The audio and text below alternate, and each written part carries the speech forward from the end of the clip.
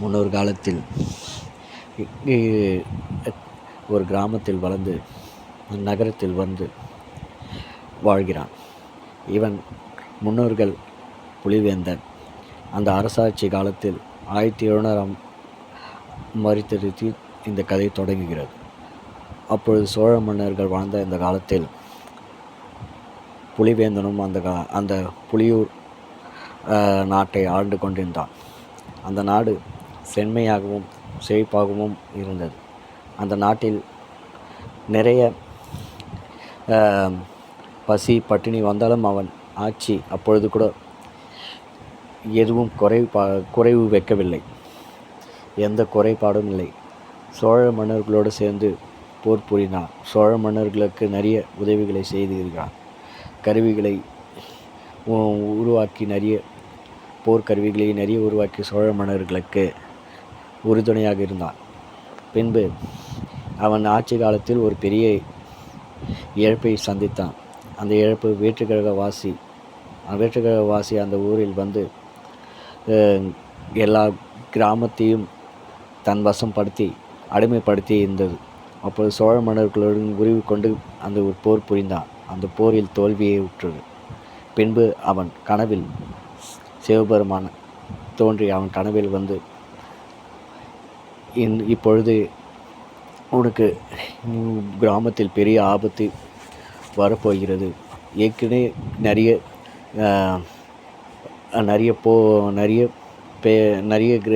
வேற்றுக்கிழகவாசிகள் வந்து விட்டார்கள். அவர்களை அழிக்க வேண்டுமென்றால் நீ தவம் புரிய வேண்டும் என்று சிவபெருமான் கனவில் தோன்றி சொல்கிறார்.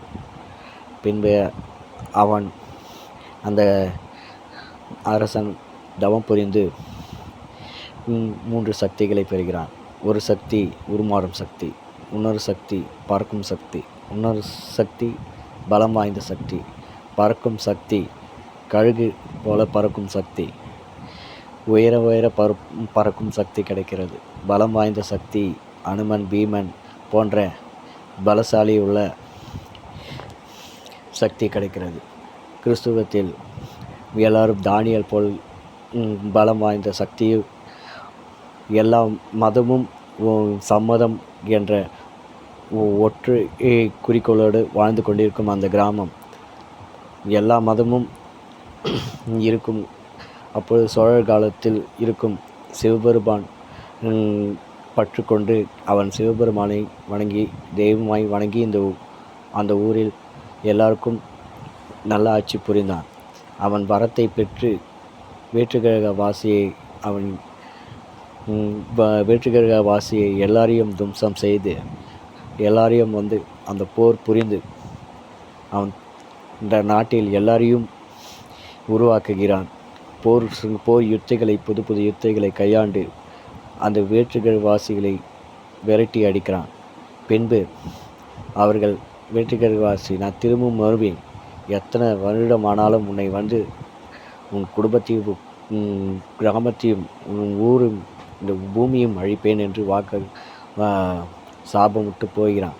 பின்பு அடுத்த தலைமுறையில் சைனாக்காரர் முகலாயர் காலத்தில் 1800 வருடம் அடுத்த தலைமுறை 2வது புலிவேந்தன் அரச ஆட்சியில் சைனாக்காரன் நோயை பரப்பி மக்களை கொடுமைப்படுத்துகிறான். இதில் முகலாயர் உறுதுணையாக இருந்து நோயை பரப்பி முகலாயர் ஆட்சி காலத்தில் சைனா ஊடுருவல் இருந்தது. சைனாவும் முகலாயரும் சேர்ந்து இந்த ஊரில் நோயை பரப்பி எப்படியாவது இந்த நாட்டை ஆள வேண்டும் என்று நயவஞ்சகத்தோடு அந்த ஊரில் வந்து கூறுகிறான். பின்பு அந்த ஊரை திருப்பும் அந்த சக்திகளை வைத்து 2ஆம் புலிவேந்தன் இந்த நாட்டை காப்பாற்றுகிறான். 3ஆம் புலிவேந்தன் இந்த ஊரை அடுத்தது பசி பட்டினி வறுமை இதிலிருந்தும் 3ஆம் புலிவேந்தன் காப்பாற்றுகிறான். 5ஆம் புலிவேந்தன் இந்த நகரம் கலியுகத்தில் நடக்கும் கதையை தான் புலிவேந்தன். முன்னொரு காலத்தில் கிடைத்த அந்த சக்தி 14 வயதில் அவனுக்கு வந்து சிவபெருமான் கனவில் தோன்றி அவன் முன்னோர்கள் செய்த காரியத்தையும் எல்லாத்தையும் வந்து விளக்கி சொல்கிறான்.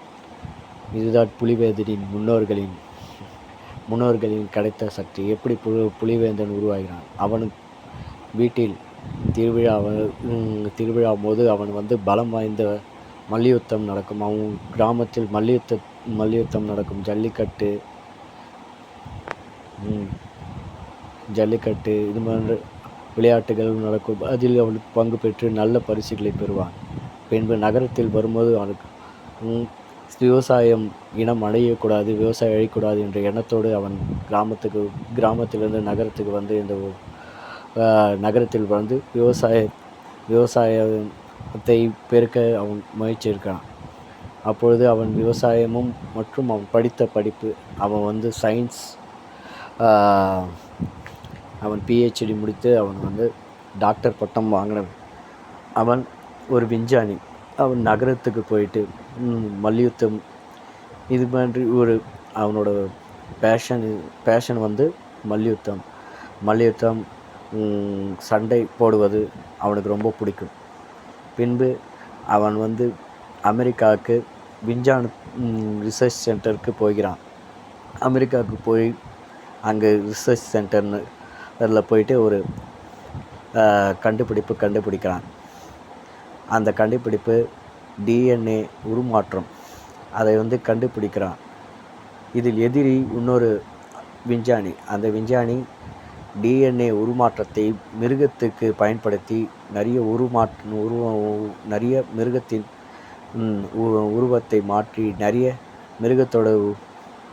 மிருகத்தோட உருவத்தை மாற்றி அவன் நிறைய டிஎன்ஏ சாம்பிள் எடுத்து டிஎன்ஏ உருவாக்கி அவன் நிறைய அதில் வந்து மிருகத்தை பயன்படுத்தி நிறைய சோதனைகளை செய்து பார்த்து அவன் நிறைய வித்தியாசமான மிருகங்களை உருவாக்குகிறான். பின்பு இந்த நாட்டை அழிக்க ஒரு திட்டம் போடுகிறான். இந்த நாட்டை அழிக்க ஒரு திட்டம் போடுகிறான். அந்த திட்டம்தான்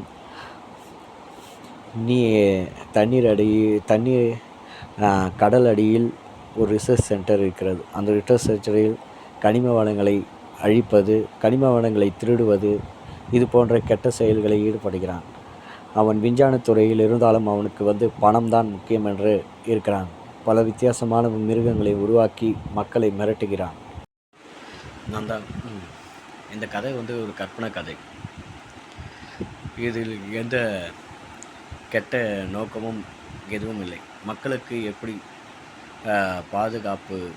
பாதுகாப்பும் மக்களுக்கு உதவி செய்யும் எண்ணமும் கொண்டுதான் இந்த கதையை உருவாக்கி இருக்கிறேன். மக்களுக்கு வந்து ஒரு விழிப்புணர்வு வரட்டும். மக்களுக்கு வந்து தெய்வம் நம்பிக்கையும் வரட்டும். மக்கள் மனுஷ ரூபத்தில் வந்து உதவி செய்வார்கள். அதுதான் இந்த டைகரோட கதை. முன்னொரு காலத்தில் இந்த கதை ஒரு கற்பனை கதை. இதில் வாழும் ஒரு வெற்றிகர வாசியோடு சேர்ந்து அந்த எதிரி நாடும் மற்றும் இந்த தமிழ்நாட்டை அழிக்கும் நிறைய திட்டத்தை போடும் அந்த விஞ்ஞானியும் செய்யும்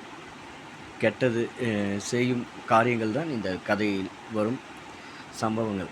இதை எப்படி முறியடிக்கிறான் என்பதே டைகரோட கதை.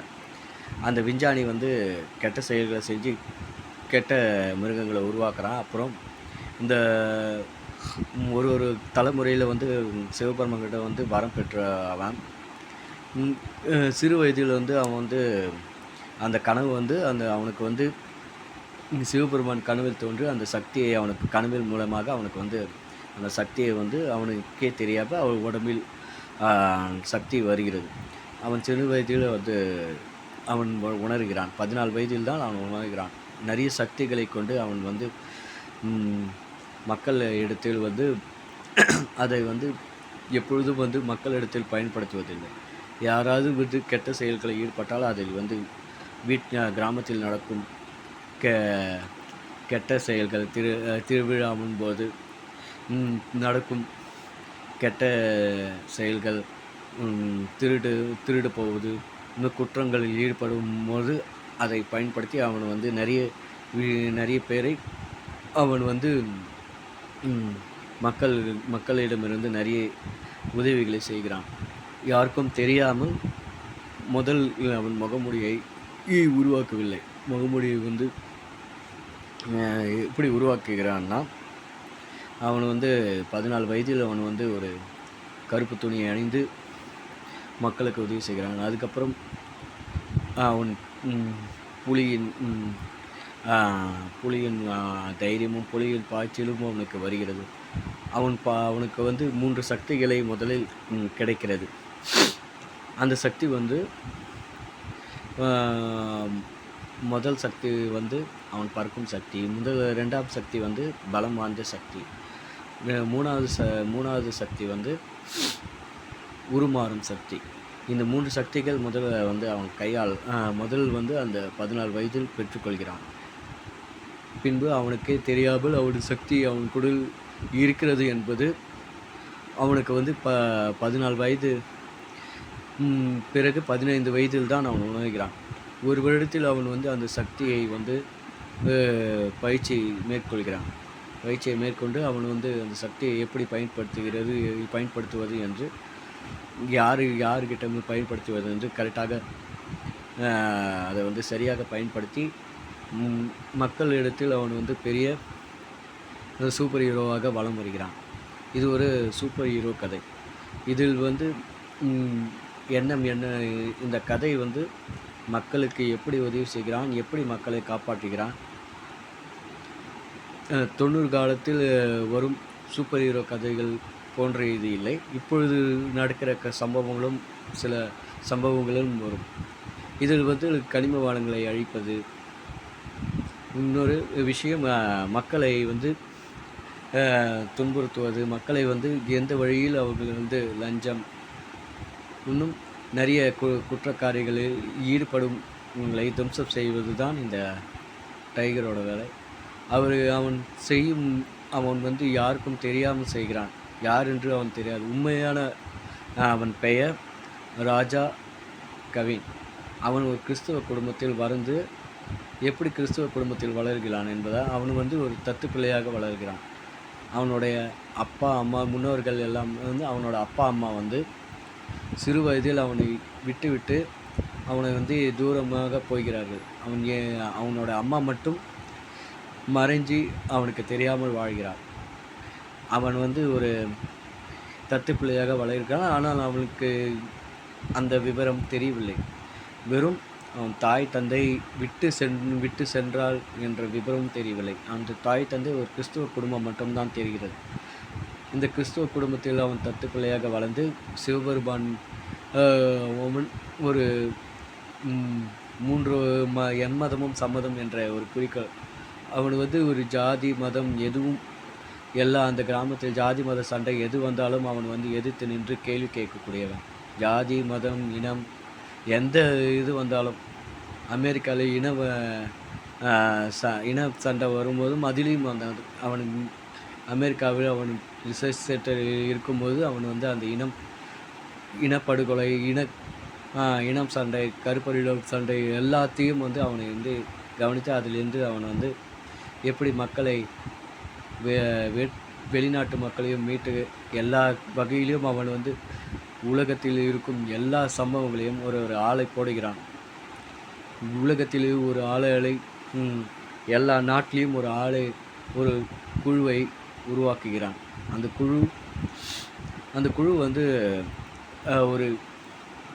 ஒரு ஊரில் ஒரு 20-30 பேர் குழு இருக்கிறது. அந்த குழுவை உருவாக்கி உலகமெங்கும் உருவாக்கி ஒரு கிராமத்தில் ஒரு சிறு கிராமத்தில் இருந்தாலும் என்ன ஏது நடந்தாலும் எல்லாத்தையும் கண்காணித்து அதை என்ன குற்றங்கள் நடந்தாலும் அதை எல்லாத்தையும் கண்டுபிடித்து அந்த குற்றங்களை போலீஸுக்கு தெரிவிப்பது மற்றும் மக்களை மீட்பது இது போன்ற செயல்களில் ஈடுபட்டு மக்களை காப்பாற்றுகிறார். அப்பொழுது தான் ஒரு விஞ்ஞானி எதிரி வருகிறான். அந்த காட்டுக்குள் நடக்கும் சம்பவங்களும் நகரத்தில் நடக்கும் சம்பவங்களும் கிராமத்தில் அவன் திரும்பவும் அந்த கிராமத்தில் போய் அந்த கிராமத்தில் மக்களோடு இருக்கும்பொழுது நடக்கும் சம்பவங்களும் தான் கதை. இந்த கதை ஒரு நல்ல எண்ணத்தோடு உருவாக்கப்பட்ட கதை. யாரும் புண்பட்டு யார் மனதில் புண்படாத ஒரு சூப்பர் ஹீரோ கதை இது வருகிறது. யாரும் வந்து எந்த குற்றத்தை இது ஒரு வரலாற்று பின்னணி இருந்தாலும் இது ஒரு கற்பனை கதை. யார் மனதும் புண்படுத்தப்படவில்லை. இது ஒரு கற்பனை கதையே.